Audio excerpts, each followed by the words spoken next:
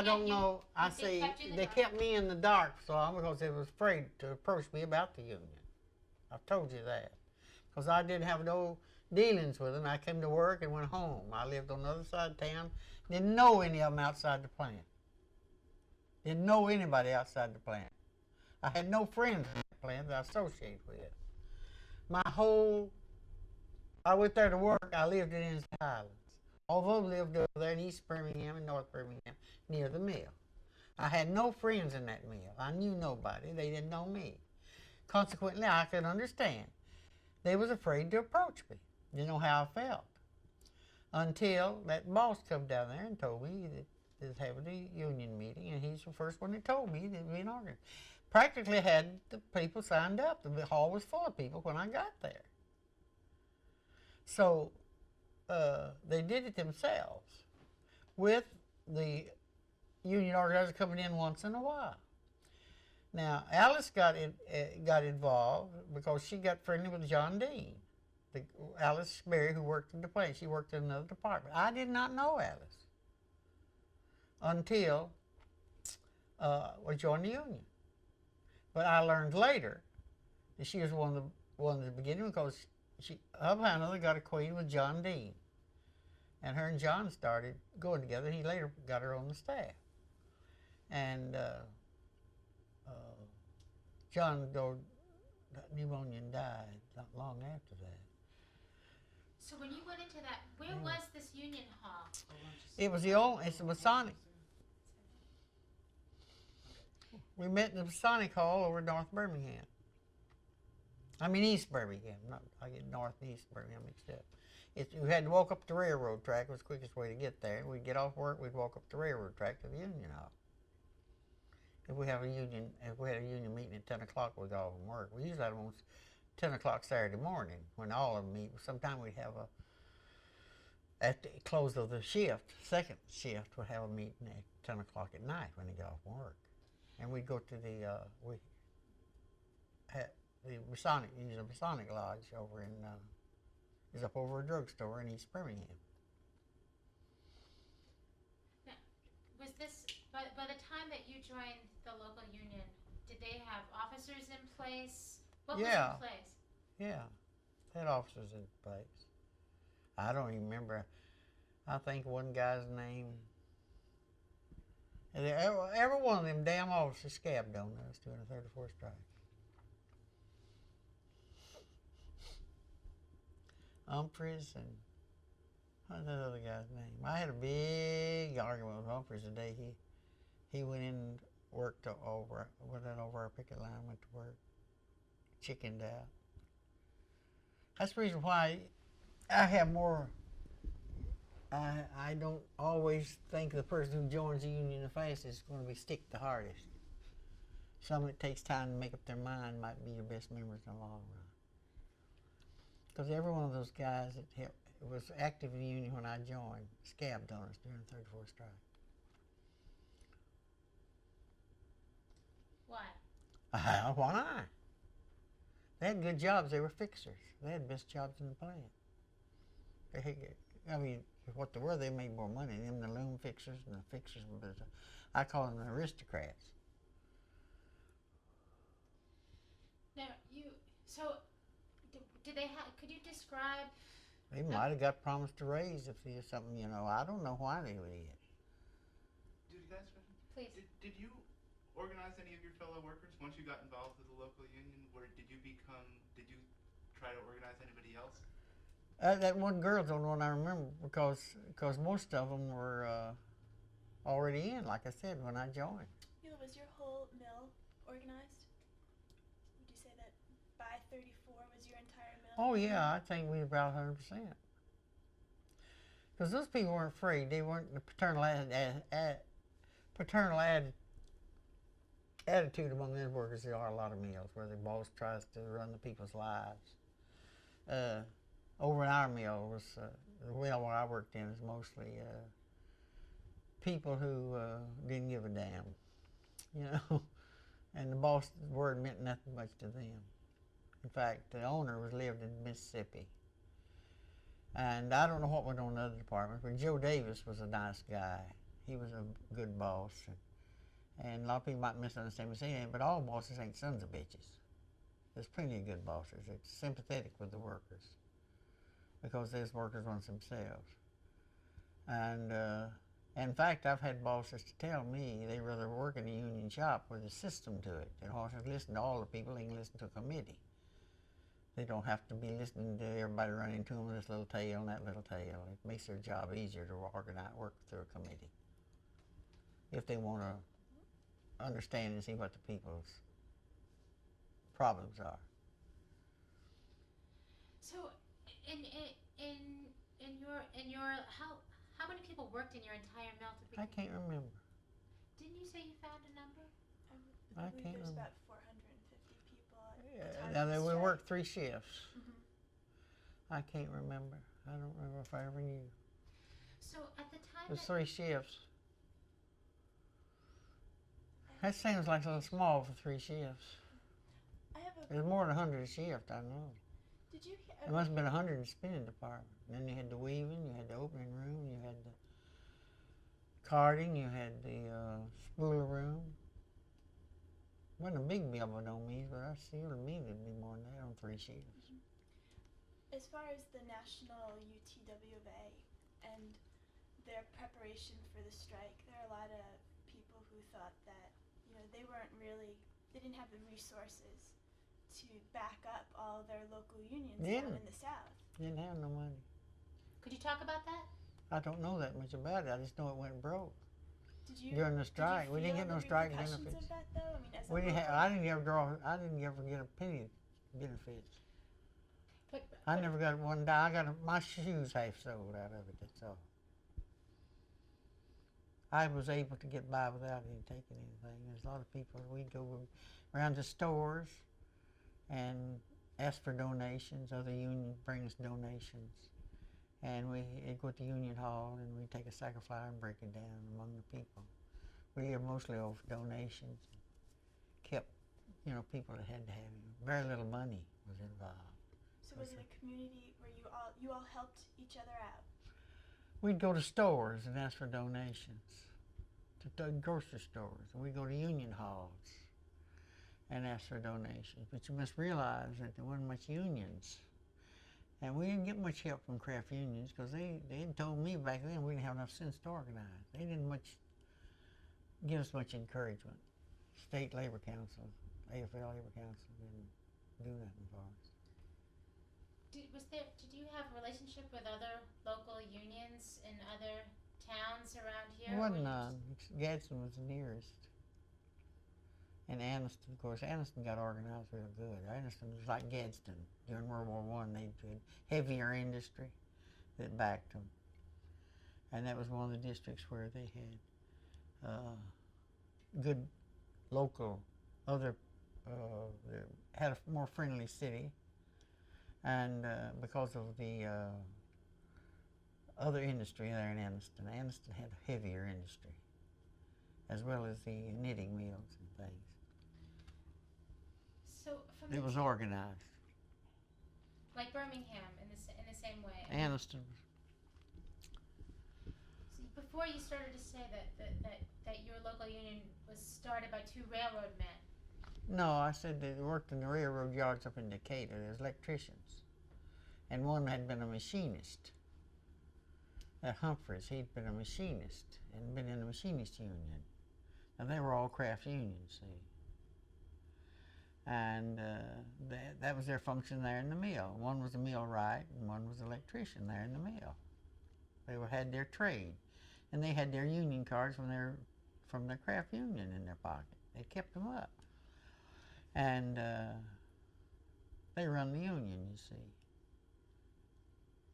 They were the ones that they probably started it. I don't know. When the National Union called for the end of the 34th strike, how'd you feel about that?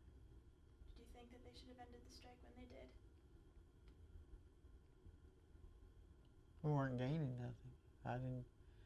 I felt that they had more knowledge over Southwide than I did. I thought They certainly knew more about it than I did. I shouldn't second guess them. I think that was what was wrong with a lot of the textile workers, second guessing the leadership.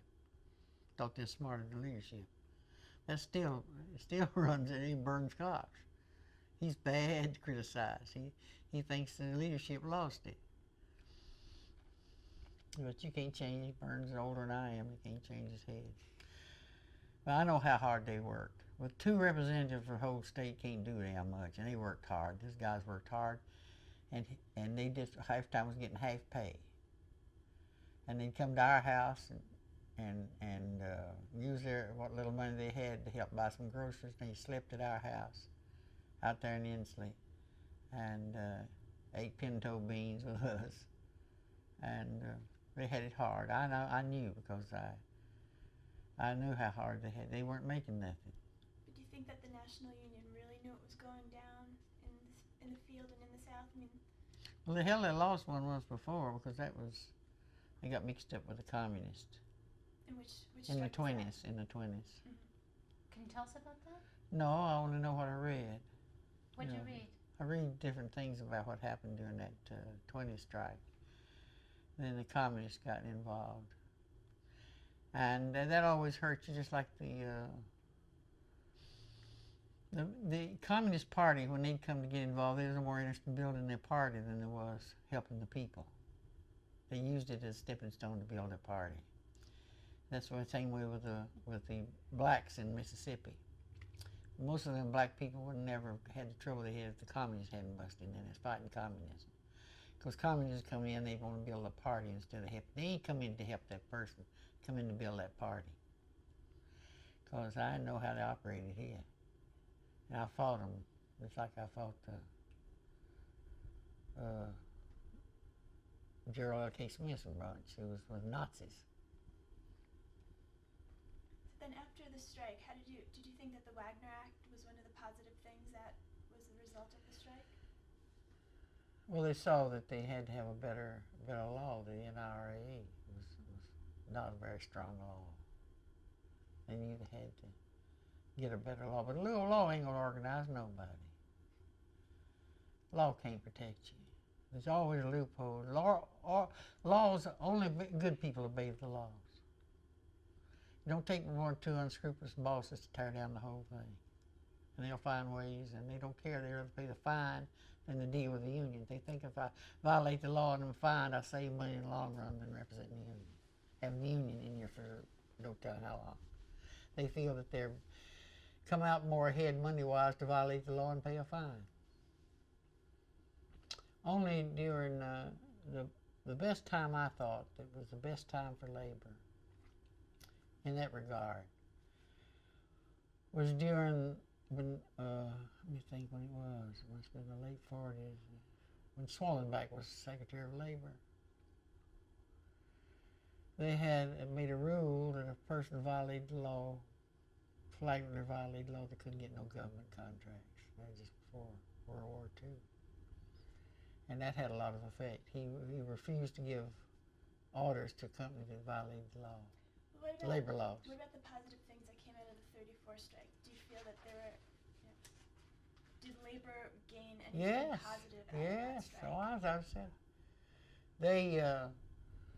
We organized all of Huntsville, which stayed organized. Huntsville, Alabama, was a cotton mill town. There was no other industry there.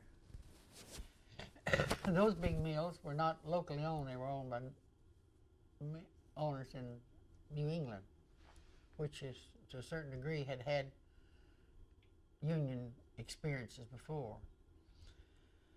In Huntsville, you had a better chance to get a contract because of that. Most of the mills in Alabama were owned, the Comer mills, definitely. They had brainwashed their people so thoroughly you could not, they had their people under control. The other little mills, like the one I worked, little old fly-by-night mills, there weren't too many mills to amount to anything in Alabama except Huntsville. Then you had Huntsville, which became unionized, every mill there, and then Jasper and Cardova, which was in mining areas, which had the union. got contracts and stayed in existence as long as till the Depression came and unfair competition from overseas put them out of business.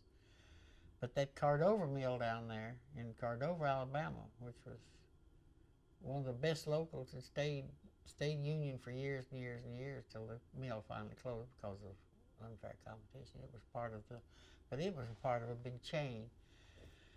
I can't think the name of the head of the company. It's not Standard Hughes or Thatcher.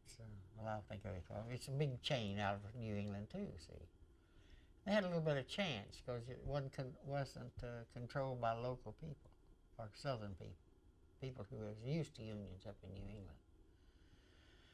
And then we had Winfield, Alabama, which had a local union organized there in one of the Alabama mills. That was, I don't know why I can't think of names of big companies. So But do you think the 34 strike brought a oh, we had, listen, out of the 34 strike, we organized all the big mills in Huntsville. Merrimack, Gardner Mills, Lincoln Mills, and there's another one I keep forgetting. I can't think of it right now. Irving Mills. Then you had Winfield, big mill there, and Cordova, big mill there. And in Florence, you had a hosier mill that unionized during that time, stayed. Prattville, Alabama, just out of Montgomery. Anniston.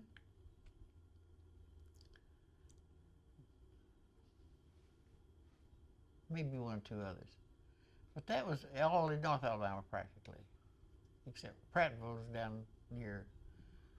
But out of that was a big group of workers in those mills, and they were unionized during the 30s and stayed union as long as the mill was in existence. So to me, it wasn't a failure, certainly in Alabama. But these were in areas, except Huntsville, where the area wasn't controlled by textile manufacturers. Why did Alabama go on strike to begin with and then lead the general strike? I don't say that we led it. We just was in a better position to win than other areas. Okay, what I mean is, you all came out first. Yeah. And you. Well, no, we were locked out. You were See, locked out. we went in to ask for a contract. He shut the mill down on us. We never struck. He shut the mill down, and we put up a picket line. Then the strike occurred. See, they closed us. He closed the mill down out of Selma. We didn't strike. But what I'm trying He to. struck against us. Old Daddy Ames, we called him. They did, I didn't. Other people called him Daddy Ames. Well, Daddy of mine. By that time, I'd got involved with the Women's Trade Union League. And it started working to get women's auxiliaries of these craft unions in to try to strengthen unions through the Women's Trade Union League. Molly Dowd, who went on the staff of the United Textile Workers, Molly Dowd had been active. Well, she was an old woman when I met her. To me, she was old. I guess she was in her late 40s. She was on the staff here, and she was from Huntsville originally. And she had been in the Retail Clerks Union. In fact, she organized this Legal Women Voters chapter here in Birmingham in '29. But Molly worked in department stores and had been a member of the Retail Clerks Union. And she went on staff of the United Textile Workers. I guess she was on about a year. And she worked mainly in Huntsville because that's where she was from. She worked mostly at Huntsville. Molly did. And because, like I said, nobody fooled with us. We pretty well run our own business here. We were too not big enough to worry about. And we had good, capable leadership, I think. We had good, capable leadership. How soon did you, once you joined, how active did you start to get? Once you joined, and do you remember at what point you joined before, No, the I don't. escalation of events? I don't remember. All I know is when I joined when that second hand told me that this organized the union. I don't remember. Don't know no way to try to remember or make myself remember. But I didn't do too much because I lived so far away. I came to the meetings every Saturday. We met every Saturday morning, and I came to the meetings. And had to come across town, it's a car fare, to come to the meetings. Who spoke at the meetings? Different people, local. Oh, everybody come to the front, You start organizing a union, you have people come in and tell you how to do, Active members, Cecil Kerr with the, what union was Cecil? He was always at our meetings. Very good man, too. He was a rank and file member of his own union. I can't remember what union Cecil was in, but he was very helpful to us and give us advice. He attended just about all of our meetings and talked, because I can't remember what union he belonged to. Well, he worked in a plant in North Birmingham. Can't remember what. And Ike Robinson was another guy here that was a volunteer organizer for the AFL-CIO, a general organizer for the AFL-CIO. I don't know how Ike, his background, I don't know. But Ike was what's called a general organizer. He wasn't on the staff. He didn't get paid. He got half of the first initiation fee. I don't know how he earned a living otherwise, or where he signed enough people up. But he was active around here and organized any union, because a lot of these internationals weren't in existence at that time, and a lot of internationals didn't have the money to hire representatives. So Ike was what they call a general organizer for the AFL, and he wasn't on no regular salary, but all of us back then had to pay when we joined. We had to pay an initiation fee. And Ike got half of the first initiation fee when he signed people up. That's where he got paid. And Ike was active during that time and helped advise us too. And I don't know what happened to Ike. I don't know what happened to him. And so what would happen at your meetings? You said you opened with song? We usually went with some song, and they always had a prayer. Of course, somebody had to pray. I told him one day, I said, "What are y'all asking the Lord to help you for? The Lord's supposed to be neutral." I said, "Y'all be taking unfair advantage of God. He's supposed to be neutral." They didn't understand me. Most of the people didn't understand. They look at me choir like. What kind of songs would you sing? I can't remember. It's songs and everything, whatever somebody took a note to sing. But Solidarity was a song that we sang it later on, and Glory Glory Amalgamated, after we got, Amalgamated got active in the CIO when they moved south. Did most of the people, when they would come... I can't remember. We always singing, but I don't know what we sung. Was Solidarity Forever something that you sang at Not, UTWA? Because you must remember the Amalgamated was independent. The AFL wouldn't take the Amalgamated in because they had the United Garment Workers. Amalgamated organized in competition with the United Garment Workers, because the United Garment Workers weren't representing the workers. And Amalgamated was organized to organize women's clothing. Right. But for these UTWA meetings, were you organized The enough to Amalgamated- have songs, or at the union meetings for Selma Manufacturing Company? Well, we always sang. That goes with us. So what would you say? Whatever we took an ocean, I can't think. I don't think. I don't know. We sung just anything we took an ocean to sing. We sung popular songs. We sung whatever anybody wanted to sing. But we did sing Solidarity, and I remember that because I don't know how. I was involved in a lot of other things, outside the textile union, and with other union members. Paul Stiles worked with the National Labor Relations Board later on, and he was a good friend of ours. He was an old printer out of, he worked out of the printing trades out of Huntsville. And I was in a position where I was circulating with a lot of people around town. My brother-in-law was in the union, Plasters Union, and he'd have meetings at his house. Sometimes they'd meet at his house. And we'd go down in the basement and he made homebrew, we'd sit around. I was exposed to a lot of different unions, as well as textile, because of my association. My brother-in-law was in the plasters, and they all met regular where they had to work or not. And it was just, we just congregated at our house. People just knew they was welcome at our house. And we was always singers. When I was a kid growing up, we all sung at home. But tell me what we sung, I don't know. Well, some folks have told us that because a lot of the cotton mill workers, and I'm talking in the broadest sense, because they'd really never been organized together, had never been part of a union, they didn't know union songs, so they sang hymns, or popular songs. Well, they were singing, somebody come along. Once in a while, you might meet up with somebody had a guitar that may have been doing Woody Guthrie or somebody like that, a hero song, and especially that Jimmy Rogers, the guy that sung all the yodeling songs. They were very popular back then, Jimmy Rogers. His song, I wish I could remember that song. I still like it today. He sang, but nobody else sung it. But it was one of my favorite songs of Jimmy Rogers.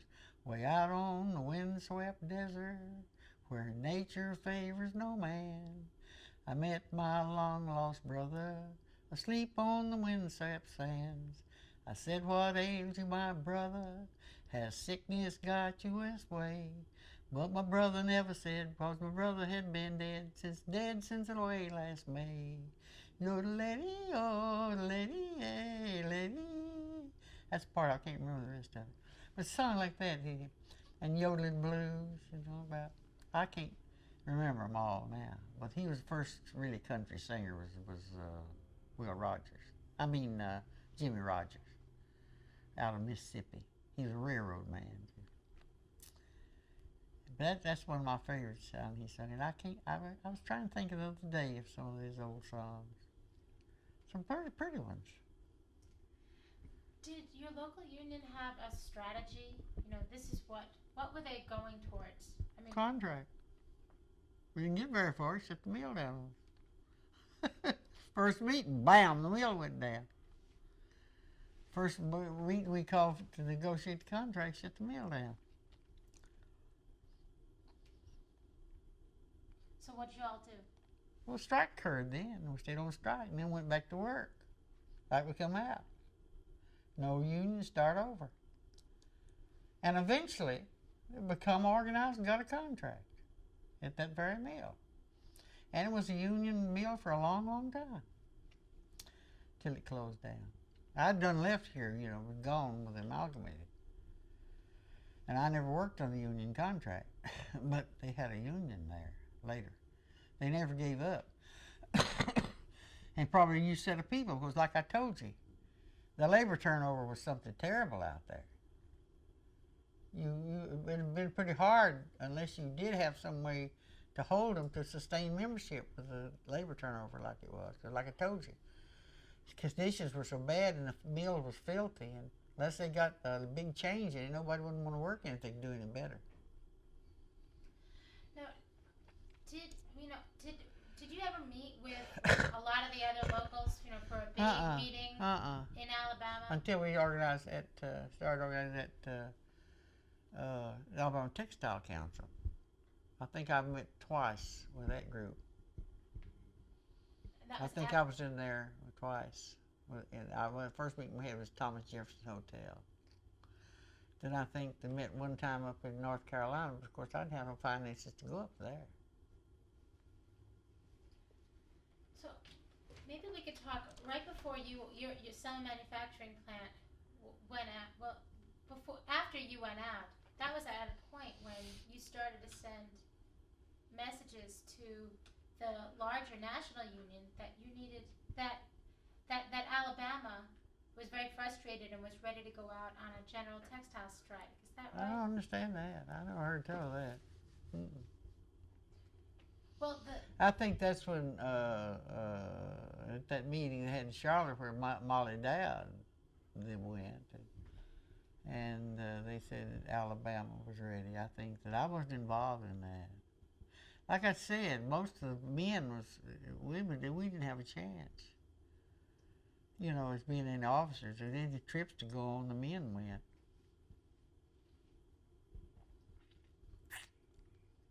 but you must have done some local organizing on your own. I mean, the men couldn't have been such a big force, huh? Well, in the textile union, the men run it. Yeah, the men run the textile union. No, what I did through the Birmingham Labor Council when I was chairman of the Union Labor Committee, trying to organize these German tailors and get the union label in the stores, which I did on Saturdays, spare time. And I went to a lot of the, well, that was later on when I got fired, the year I was fired, and it didn't, before I went on the staff, that I worked with the women's auxiliaries to try to revise them to get them as support for the locals that they were auxiliaries of. And then the Women's Trade Union League. But when you were secretary of your local at Selma, what did you do as secretary besides collecting the dues? Kept the books, paid the bills, sent in per capita tax. You had to pay a certain amount of what you collected to the International Union. Kept the books and sent. I wished I'd had all that till it burned up. You know, I kept all that stuff.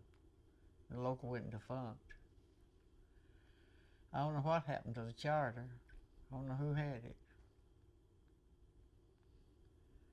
But anyhow, that's where I kept the. I was what's called financial secretary. I wasn't recording secretary. I was financial, handled the money, which we didn't have much of. A lot of people wouldn't even pay. Very few people. Like I said, we had to have 25 members to hold a charter. A lot of times I had to make it up. Did it feel like you were part of a larger national? No, it movement didn't. at No, the it time? didn't. Really didn't. Because I wasn't in no big textile area. And I didn't feel that. I didn't feel like an average textile worker, if I could explain it like that, because there wasn't just a little old bill. And it wasn't, I was more part of the labor movement as a whole than I was textile workers. Typographical union was very helpful to us. In fact, one of the guys in textile union used to, the typographical union used to give me a little money for the treasury, you know, to help me keep the dues paid. Hugh DeBose, he ran a print shop, but he is a member of the typographical union. Typographical union was the only craft union, AFL, that really backed us as industrial workers. Charlie Howard was president, but it got him defeated. He wanted to come in CIO and become part of the CIO. It got him defeated. See, the typographical unions in two groups. They call progressive and independents. But the progressive call the independents the Juanitas, and it makes them mad. I don't know why they call them the Juanitas, but they call them the Juanitas. But there's two factions. One's more progressive, more radical than the other. And somewhere along the line there, the Juanitas got a little control and they kicked Charlie Howard out. But there's something about those printers. I learned more unionism from the printers than anybody else. Because when Hillman started to drive in the South, practically every person that he picked as a director came out of the typographical union. And Steve Nance in Atlanta, and Roy Lawrence up in North Carolina, and another one I can't think of it. Ray Dixon here came to Birmingham, he's director. Out there, and I learned more about unionism, really, unionism, parliamentary procedure, and things like that, from the people in the typographer union and any other. Most of the others, they didn't have no system. They don't today. They get up and they don't follow no order or nothing. They just get up and have a meeting. And it always frustrated me. I used to write it down for the president of the local, how to run the meeting and under it, what to take up so he could run the order of the meeting. But people just get up and say anything out of line, and you never call nobody to order because you're afraid to hurt their feelings. They just run all out of order. It was crazy. You didn't have that in the typographer union. Everybody knew how to take up business. You can get business tended to faster. I never could get my locals to run according to the procedure at all. They just, because the members felt like they'd get up and say what they want to say, then they'd leave the hall. They'd come over and say what they had to say, and then they'd get up and leave the meeting before the meeting was adjourned. And so they talk out of turn and everything else, and the president couldn't control the meeting. Do you think that's because of the lack of the Nationals' ability to No. give you more support? No. Why do you think that was No, then? Why like were they ignorant people that don't know how to act. I'd get up and I'd tell them, now look, we get this meeting over with. Let's run by the rules. I just finally give up. So they'd come meet after work, and women want to go home and cook supper, and they're thinking about what they're going to have for supper, and the youngers home. And they'd come over there and they'd start wanting to take up what they want to take up before you get the minutes read, or before you get the financial report. And the time you got down to good and welfare of the union, you wouldn't have nobody in the hall. Could we come for a minute? Sure. Sure. Hell no, you don't have to worry about me. Okay. If I get tired, I'll get you. My mouth, I don't get tired running my mouth. You're a good company. Somebody said, well, then Eula's talking. I said, when do I ever stop? Eula, I'm under the impression that, your mill didn't get locked out by itself. A lot of the mills in Alabama went out first, didn't they? They went out I don't early. remember. Really? No, I don't. Like I say, I had a little communication with what's going on in other areas. Because we hardly ever saw an organizer. There's in those big places where they had bigger mills and more. And we only had 2 representatives for the whole state. So when people say, Oh, in fact, we had and when John died, that just left 1. John Dean died of pneumonia not long after the strike. so when people say that it was outsiders who organized your locals back No. And the local people over organized themselves with the help of those 2 guys in the plant, like I said, you'd been union members before. Organized themselves. Very, very few times we ever had a union representative come to our meetings. Because that was what made the thing Robertson was fussing about. Well, me and him he was always fussing about the representative. And I said, we don't need them. We run our own business. And I upheld for them. Hell, they got the rest of the state to go to. They can't come here every meeting, They very seldom ever come to our union meetings. Well, like I said, we was a small potatoes, and they had bigger fish to fry. I don't blame them. We didn't need them nohow. We was doing all right. Now, why was there a general strike? Try to get a contract. For the whole country, though. Try to get a contract. Each person, of course, to come out together, hoping they could be able to put enough pressure so the mills couldn't shift their work from one place to the other. That way we'd get some contracts out of it. It's easier to strike a whole chain than it is to strike 1 or 2 plants. They can shift the work away from you. I told, can you cut that off a minute? I don't want this on record. Sure. But it makes me think of something. It's contract negotiation. Well, I said, what do you want? Oh, well, they just go once in a while. I said, it don't make no difference. We got in our contract that you can only work a part-time worker 30 days. At the end of 30 days, If you think you only need them another 30 days, we'll give you an extension for another 30 days. At the end of that, if you're on staff, they go on the payroll as a permanent hand and become a member of the union. Teamsters didn't do that. Anybody can drive as a casual driver anytime they want to, as long as they wanted to. Anytime they have a strike, them casual drivers take their jobs. Without a member of the union, have no obligation, no allowance to nobody. And I tried to tell them you're making a mistake. They didn't listen, eh? Well, that was true when they might could have controlled it. And another thing that hurts the Teamsters, they're not controlled by the international. Each district controls its own self. A lot of people don't know that, but the international union, that's why I think Jimmy Hoffa was unduly persecuted. Because a lot of those districts, the heads of the district runs that district. What one district does, the other district may not want to do that way. The international union does, they have complete autonomy. The district has complete autonomy over the international. Now, back to the 31st strike.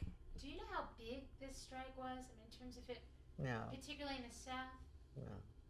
I don't know. How many people involved? How many people? How many I states don't know. it went to? I don't know. There ain't many mills, if you stop to think about it, in Alabama, and weren't then. You only had the Huntsville district, and you had they had one mill down at Bay Bonnet, which I didn't ever know much about South Alabama either. But there weren't too many cotton mills. You know, we have a list of And in relation to the other southern states. You know, we found a list of union locals in Alabama. There were lots of them. I mean, lots of them. Well, some of them were hosiery. There's listed as textile. See, hosiery was a division in the textile industry.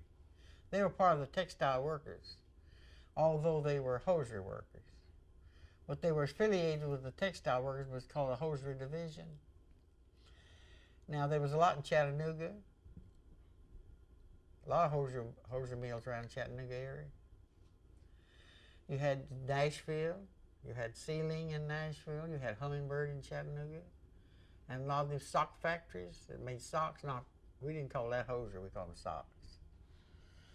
But a lot of them, they were considered textile. But they weren't mills, cotton mills, like we know, spinning and weaving. They were sock factories or hosiery mills. If it wasn't the 1934 strike a significant, I mean, it seems from our distance that it was big and exciting. And I mean, what was it like?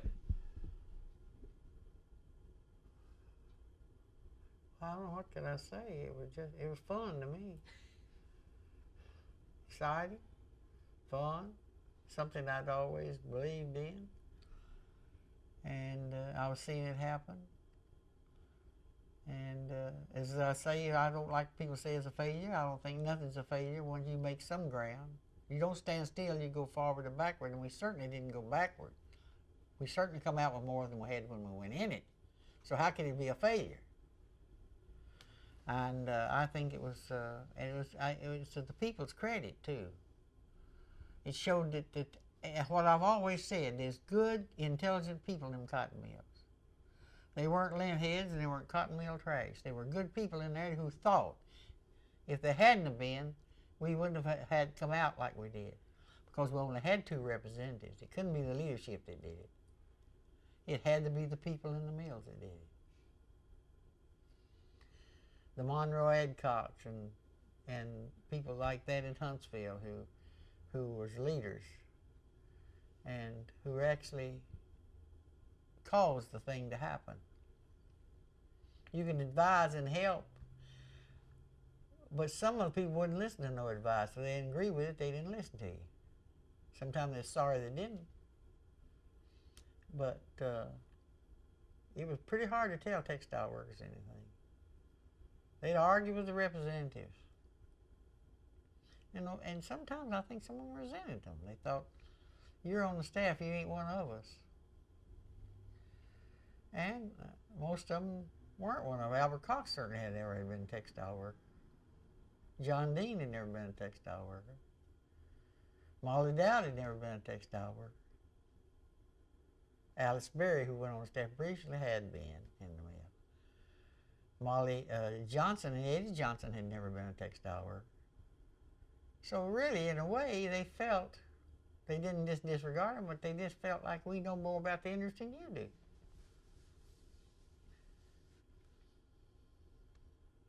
They didn't follow leadership too good sometimes.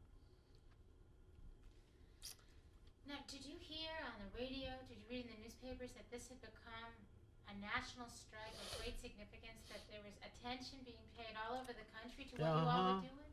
Well, like I say, I was in this, I didn't get elected to no office in the Textile Council, but I attended a couple of the meetings. And the delegates who were elected were men. And my little old mill over there, we was just nothing. You know, we never got no recognition, nothing. Because we weren't big enough. It's hard for you maybe to understand. But most of the people over there didn't feel a part of the industry because maybe they would, like it's a hobo mill. You had very few stable workers. Me and Alice Berry, and maybe that Robinson fella, you know, was the only ones really were stable in the factory or in the union. Because others of them just passing fences. There's union while they're there, but hell, they may be gone tomorrow. It would have been hard to maintain the union there if we'd got a contract because of the labor turnover. You'd have constantly been in an organizing situation to hold a membership. Because the hobo mill, what I'm saying.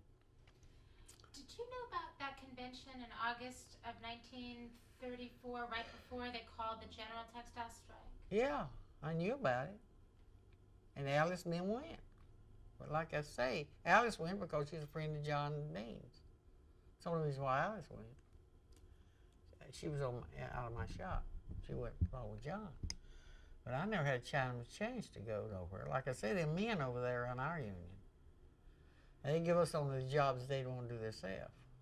How I ever got to be a treasurer, I don't know. Why did they call this convention? Do you remember? Well, it was time. They have conventions every so often. They're normal things. Like we have one.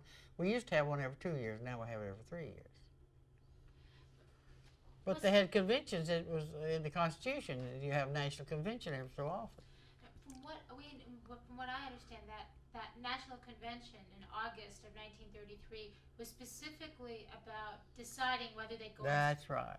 Could you tell me about that and almost repeat If what I it knew said? anything about it, I would, but I was not in the inner circle. You know? I wasn't in the inner circle. Huntsville had more influence in international than we did because of the big market. And our little old mill wasn't thought much of. We didn't amount to nothing. But you probably know enough about this to be able to say. We never had nobody that ever got to go to anything except Alice, and she did on kind of John Dean. It was a personal thing. Now, but I think this convention was about deciding. I know a number of people from Alabama. Alabama was already out by the time they had that convention in August. So I believe that. Well, I think Gadsden came out on strike. We got shut down. And I think Gadsden went out next, as I remember. Or maybe Anniston. And then when the national strike was called, other mills came out like, well, in Talladega, the company down there bought the people guns because they heard about the flying squadron. The Talladega Cotton Factory and the Somerset Mills down there, I was told, and later it's been publicized, that they bought them guns to protect themselves with. And at one time, they thought they was coming and they let them out of work and they went on top of the mills with their guns. And then coming from Columbus somewhere, some prominent person, they thought there's organizers coming out of Columbus, Georgia. And they stopped them and almost shot some prominent people. Thought there's because they didn't know them. They thought there's organizers coming out of Columbus, Georgia, over here in the valley down here where the mills are down in Fairfax. I forgot about them damn mills. never knew much about them, and they still don't know much about them. Do they use flying squadrons here in Alabama? Well, that's what they called them. We had groups of committees that go and trying to shut down the mills that didn't come out to join us. They called them flying squadrons. Did you go? There's more talking was anything else. You can do sometime more with propaganda than you can actuality. Has the same effect. What do you mean? You can say they're going to do so and so, and then the word gets around, and everybody prepares for it, and it don't happen. Next time you catch them, they'll be asleep. Like playing fox. So, Holler wolf, and it don't happen, and then when it does happen, you ain't prepared. okay. Now, Donald Comer was here in this town during this I during don't this know. strike business. I don't know where these here. His headquarters is Silicaga. Headquarters was Silicaga. But he'd always run his meals on paternal basis. He always take them a week down to his camp. I understand he charged for it. I don't know. But I know that he had closed mill villages. He watched them people like a hawk. He had guards out here in Birmingham. You couldn't go in the village without stopping at the guardhouse. Didn't you Tell run- him, I was run out of there one time. I went with a girl down there to visit her sister. And we went down the creek bank. They lived down in the end of the village, and she wanted to go there to see her sister, and me and her went over there. We weren't in the house very long till the guard come down there. Her brother-in-law came back, and he was just as white as a sheet. He was scared to death. And I don't know how they knew. Things got around, and they put out letters about me, union organizer. Although I wasn't on nobody's payroll, but I was active in the union. And the guard come down there, and he come back in and said, "I'm sorry." He come down here and told me to tell y'all to leave. He said, "Y'all stay as long as you want to," but I was so scared to death. And I said, "Let's go, Ruth." He said, "No, you don't have to leave. I ain't gonna let you. You ain't gonna have to leave because he said so." Well, I knew his job, and his wife's job was in jeopardy. I said, "No, we're not gonna jeopardize your job. We're gonna leave." And so he told me, the guy that told me, said, "I know who's in there, and you better get him out if you want your job." Now, was this during 33, 34? No, it was after strike, and I think it was after I was fired. Because Ruth got fired too. Right after I did, she got fired too. Ruth Stidham, she worked in the mill with me. Because after she got fired, she come out to our house to stay because she didn't have nowhere to live. We weren't that well off, but we was better off than a lot of people, and she stayed at our house. She went to work on WPA. Now, the general strike, as we know, it lasted 21 days, but you were out much longer than I that. don't remember. We was out, I don't know how long we was out before the strike occurred. I can't remember. I can't remember. In fact, my span with the textile was very short. You have to remember about it. And I was only in the textile involved there since 33 to 36, about 3 years. And some of it is flighty, I can't remember a lot. And two, I was younger and I was having a lot of fun like that way too, along with it. And it all gets mixed up together. I had to have my social life too, I was down on the riverbank a lot of times, down in fish camps having fun. Now, did the union from 33 to 36 become part of your social life? No. My people I met in there became part of my social life. I went with a lawyer here in town, and he had got his education. He's a member of the machinists union working in the railroad shop. He's a lawyer. And we got acquainted. We got in a big fight. I was a delegate to the Trades Council, Birmingham Trades Council. And the darn thing was political. Every officer of the Birmingham Trades Council worked at the courthouse as a bailiff or were lawyers, had no connection except to help the union cards. And I was on a committee, a group of us, and this is when we was trying to straighten up the FL. And I was on a committee, and we got a bunch of us steel workers and miners, and we had a committee to propose a resolution that to be an officer of the Birmingham Labor Council, you had to be a representative of the union or actively working at the trade. Well, to my way of thinking, and I think I'm right, although they were good friends of mine, with Johnny Carlton, a lawyer, who I said he was a lawyer, he was treasurer, he was a lawyer. Buck Thiemons was the president, and he was a bailiff at the courthouse. It was run politics.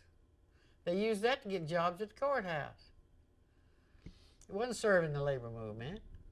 So when the miners come in, and we came in, and other later industrial unions, we was trying to get it straightened up to be a labor council. Well, we passed the resolution, got the resolution passed in the Birmingham Labor Council. But one of the state workers, who was also officer of the Labor Council, I don't know who paid his way, but he went to Chicago and saw Bill Green, and Bill Green said it was unconstitutional. We couldn't do that.